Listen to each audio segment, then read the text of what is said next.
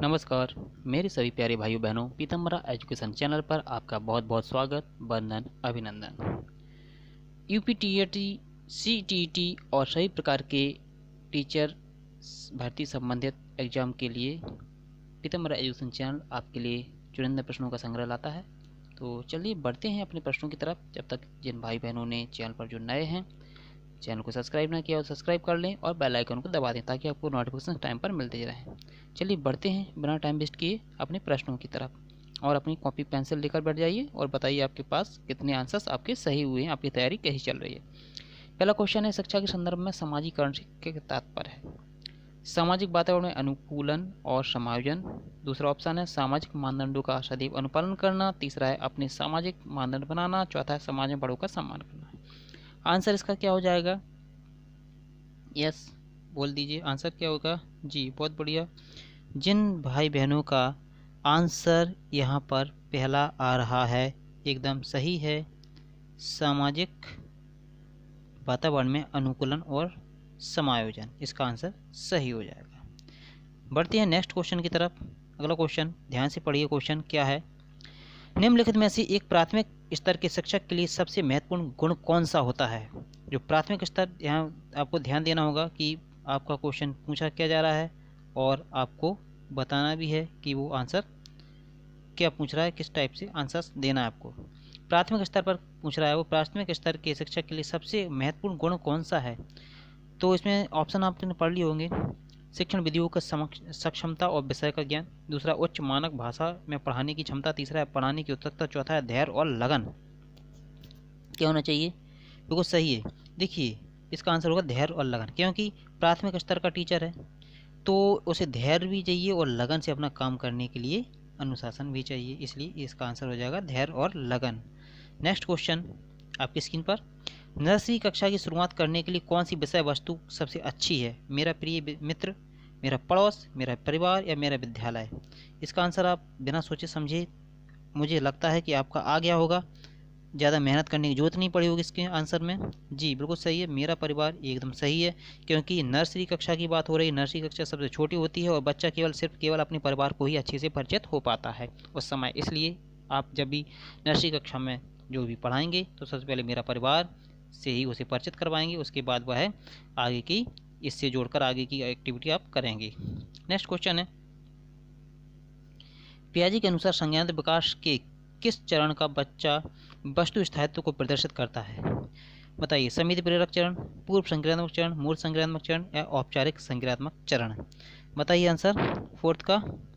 जी ये आंसर एकदम सही है आपका, जिनका भी ये आंसर आ रहा है एकदम सही आंसर आ रहा है, आप बहुत सही आंसर दे रहे हो। ये आंसर समिति प्रेरक चरण, ये बिल्कुल सही है। इसमें बच्चा क्या करने लगता है? वस्तु स्थायित्व को प्रदर्शित करने लगता है। अर्थात ये है कि यदि किसी बच्चे के सामने आपने कोई खिलौना रख दिया और ऐसे हटा लिया तो वह समझ जाएगा इस समिति प्रेरक अवस्था में कि आपके द्वारा हटाया गया है। बल्कि इससे छोटी अवस्था में क्या होता है कि बच्चा ये नहीं समझ पाता है, अगर उसके सामने से कोई खिलौना हटा लिया जाए तो वो समझेगा कि खिलौना हमेशा के लिए चला गया है। इस प्रकार से ये वस्तु स्थायित्व का गुण इसमें आ जाता है। नेक्स्ट क्वेश्चन, सीखने की प्रक्रिया में शिक्षक की भूमिका होनी चाहिए सुगमकर्ता की, अनुदेशनकर्ता की, प्रशिक्षण की या फिर नियंत्रणकर्ता की? आंसर क्या होगा आपका? आंसर क्या होगा 5 वाले का? ये आंसर बहुत बढ़िया है, ये आंसर आपका एकदम सही है। सुगमकर्ता की इसमें भूमिका होनी, सीखने की प्रक्रिया में शिक्षक की भूमिका होनी चाहिए सुगमकर्ता की। अर्थात आप उसके रास्ते को, अर्थात उसकी कठिनाइयों को क्या करेंगे? सुगम बनाएंगे, आसान बनाएंगे, है ना। टीचर का काम होता है, देखिए बच्चे में ज्ञान होता है लेकिन उस ज्ञान को, उन क्षमताओं को जो बच्चे में निहित है उन्हें बाहर निकालना ही टीचर का काम होता है, इसलिए सुगमकर्ता की भूमिका में टीचर हमेशा रहता है। ठीक है। नेक्स्ट क्वेश्चन है, निम्नलिखित में से कौन सा सूक्ष्म गतिक कौशल का उदाहरण है? चढ़ना, दौड़ना, भटकना या लिखना? बताइए आंसर। बिल्कुल सही, बहुत अच्छा आंसर दे रहे हैं आप सभी। ये लिखना एकदम सही आंसर होगा, क्योंकि सूक्ष्म गतिक कौशल है। देखिए चढ़ना, दौड़ना, भटकना ये तो आसान से सीख जाते हैं, लेकिन लिखना सीखने के लिए काफ़ी प्रैक्टिस की जरूरत होती है, इसलिए सूक्ष्म गतिक कौशल है। नेक्स्ट क्वेश्चन, नेक्स्ट क्वेश्चन है, एक शिक्षिका अपने आप कभी भी प्रश्नों के उत्तर नहीं देती, वह अपने विद्यार्थियों को उत्तर देने के लिए समूह चर्चाएं, सहयोगात्मक अधिगम अपनाने के लिए प्रोत्साहित करती। यह उपागम डैश के सिद्धांत पर आधारित है। सीखने की तत्परता, सक्रिय भागीदारी, अनुदेशनात्मक सामग्री के उचित संगठन। आंसर बताइए, इसमें 3 ही ऑप्शन है जी। बी आंसर एकदम सही है, बिल्कुल बी आंसर आपका सही है। वह सक्रिय भागीदारी करवा रही है, क्योंकि आपने यहाँ देखा होगा कि समूह चर्चा करवा रहे हैं, है ना। उसके बाद सहयोग अधिगम अपनाने के लिए बात हो रही है यहाँ पे, इसलिए इसमें क्या हो जाएगा, सक्रिय भागीदारी होगी, ठीक है ना। इसलिए आंसर इसका हो जाएगा सक्रिय भागीदारी। सामाजिकता के तौर पर वो सिखाने की कोशिश कर रही है। अगला नेक्स्ट क्वेश्चन है, एक बालक की मानसिक आयु 12 साल और शारीरिक आयु 10 साल है, उसका बुद्धि लब्धि कितना होगा? बताइए, 8वें का आंसर बिल्कुल सही है, उसका बुद्धि लब्धि होगा 120, उसका बुद्धि लब्धि होगी 120, ठीक है ना। ओके, नेक्स्ट क्वेश्चन है, समेकित शिक्षा इंगित करती है, क्या करती है समेकित शिक्षा? इंगित करती है किस चीज़ की ओर? सभी बच्चों के लिए एक समान शिक्षण विधि होना चाहिए, सामान्य बच्चों व भिन्न रूप से योग्य बच्चों के लिए एक ही स्कूल। तीसरा ऑप्शन है सामान्य बच्चों और भिन्न रूप से योग्य बच्चों के लिए अलग अलग स्कूल। चौथा है सामान्य बच्चों और भिन्न रूप से योग्य बच्चों के लिए एक समान सुविधा। बताइए आंसर क्या होना चाहिए 9th का? बी नंबर एकदम सही है, जिन भाई बहनों का बी नंबर आ रहा है एकदम सही है। सामान्य बच्चों व भिन्न रूप से योग्य बच्चों के लिए एक ही स्कूल होना चाहिए। अगर आप अलग अलग स्कूल बनाएंगे, अलग अलग शिक्षण विधि बनाएंगे, तो बच्चा के मन में कुंठा की भावना भी पैदा हो सकती है। इसलिए आपको एक समान, एक साथ, एक जैसी शिक्षा की देना चाहिए, व्यवस्था करना चाहिए। अगला क्वेश्चन है, एक शिक्षक विद्यार्थियों के सामाजिक मूल्यों को विकसित कर सकता है, कैसे कर सकता है? अनुशासन की अनुभूति को विकसित करके, आदर्श रूप में बर्ताव करके, महान व्यक्तियों के बारे में बोलकर, उन्हें अच्छी कहानियां सुनाकर। आपके अनुसार आंसर क्या होगा? बहुत बढ़िया, जिन भाई बहनों का आंसर एकदम परफेक्ट आ रहा है, बी नंबर इनका आंसर है, एकदम सही है, आदर्श रूप में बर्ताव करके, ये आंसर एकदम सही हो जाएगा। नेक्स्ट क्वेश्चन है, जिन भाई बहनों ने चैनल को सब्सक्राइब नहीं किया, सब्सक्राइब जरूर कर लें और बेल आइकन को जरूर दबा दें।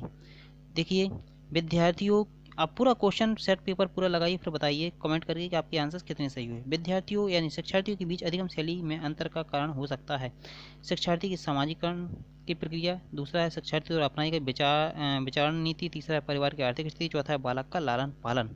आंसर क्या होना चाहिए 11th का?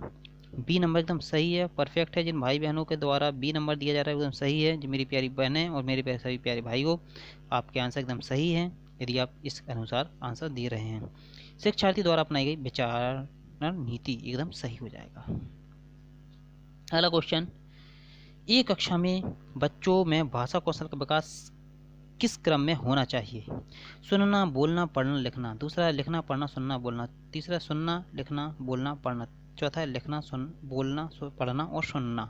आंसर क्या होगा आपके अनुसार? जी बहुत बढ़िया, बहुत ही बढ़िया है, बहुत ही परफेक्ट है, फैंटास्टिक है। आपकी तैयारी एकदम अच्छी चल रही होगी। जिनका पहला आंसर आ रहा है, पहले सुनते हैं फिर बोलते हैं, उसके बाद फिर पढ़ते हैं और आखिरी में होता है लिखना। ये आपका सही क्रम है। नेक्स्ट अगला क्वेश्चन है, कक्षा में बच्चों में भाषा कौशल का विकास किस क्रम में होना चाहिए? फिर से वही क्वेश्चन आ गया, आपको पता है। नेक्स्ट क्वेश्चन, मानव व्यक्तित्व का परिणाम है केवल अनुवांशिकता का, पालन पोषण और शिक्षा का। तीसरा अनुवांशिकता और वातावरण की अंतर्क्रिया का। चौथा है केवल वातावरण का। देखिए ज़्यादातर ऑप्शन जिनमें केवल लगा होता है वो ज़्यादातर गलत हो जाती है, इसलिए पहला और चौथा तो गलत हो गया। अब बचिए दो आंसर में से आप देखिए कौन सा आंसर ज़्यादा परफेक्ट है। तो इसका आंसर है सी, अनुमानसिक और वातावरण की अंतःक्रिया। ये आंसर एकदम सही हो जाएगा, इसलिए तीसरा आंसर एकदम सही है। नेक्स्ट, ये कक्षा 1 और 2 स्तर के बच्चे अमूर्त अनुभव से जल्दी सीखते हैं, मूर्त अनुभव से जल्दी सीखते हैं, पढ़कर जल्दी सीखते हैं, लिखकर जल्दी सीखते हैं? बताइए। कक्षा 1 और 2 के स्तर के बच्चे हैं, इनके स्तर को भी ध्यान में रखना है आपको और आंसर दीजिए। बहुत बढ़िया, बहुत ही बढ़िया, बी नंबर आपका एकदम सही है, बी नंबर आपका सही है। मूर्त अनुभव से जल्दी सीखते हैं।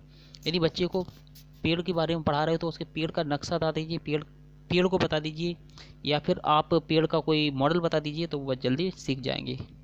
नेक्स्ट क्वेश्चन आपकी स्क्रीन पर ये रहा, शिक्षार्थी व्यक्तिगत भिन्नता प्रदर्शित करते हैं, अतः शिक्षक को क्या करना चाहिए? अधिगम की एक समान गति पर बल देना चाहिए। दूसरा, कठोर अनुशासन सुनिश्चित करना चाहिए। तीसरा, परीक्षाओं की संख्या बढ़ा देनी चाहिए। चौथा, सीखने के विविध अनुभवों को उपलब्ध कराना चाहिए।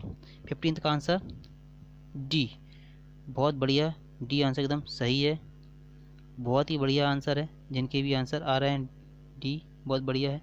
सीखने के विविध अनुभवों को उपलब्ध कराना चाहिए, एकदम सही आंसर है।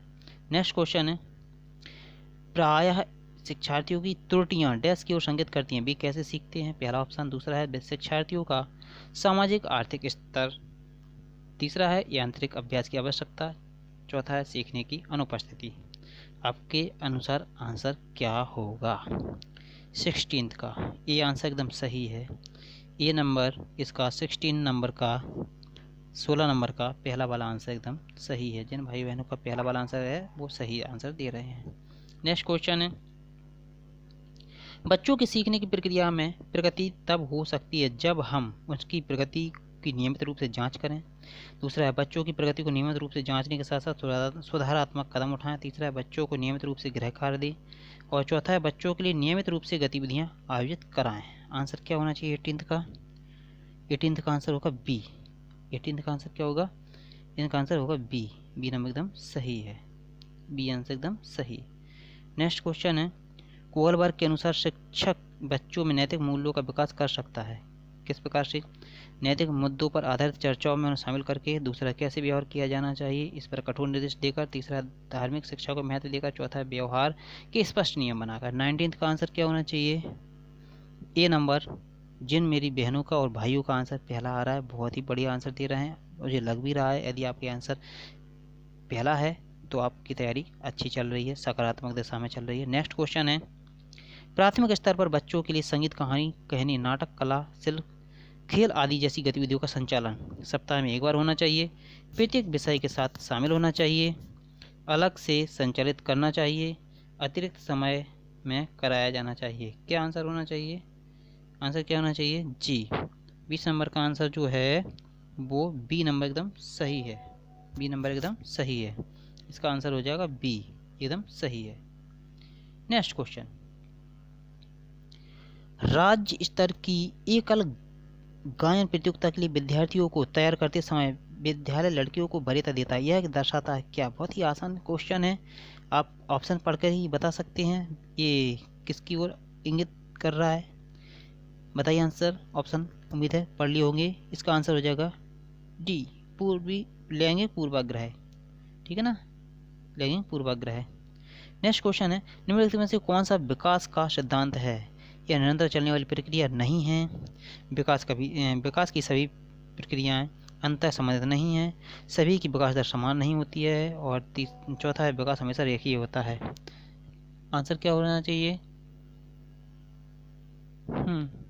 बताइए 22 का सी नंबर, बहुत बढ़िया। सी आंसर एकदम सही हो जाएगा। सी आंसर एकदम सही हो जाएगा। नेक्स्ट क्वेश्चन है, यदि विद्यार्थी पाठ में रुचि ना लेते प्रतीत हों तो शिक्षक को क्या करना चाहिए? शिक्षण विधि में बदलाव कर दे। दूसरा, शिक्षण दृश्य श्रव्य सामग्री का उपयोग में लाकर पाठ को रुचिकर बनाए। तीसरा, कक्षा में चला जाए। चौथा है कक्षा में कोई अन्य कार्य प्रारंभ करे। 22 का आंसर क्या होगा? 22 का आंसर सी है। नो नो नो नो, इन्होंने गलत है। 23 का ए होगा। शिक्षण विधि में बदलाव करना चाहिए टीचर को।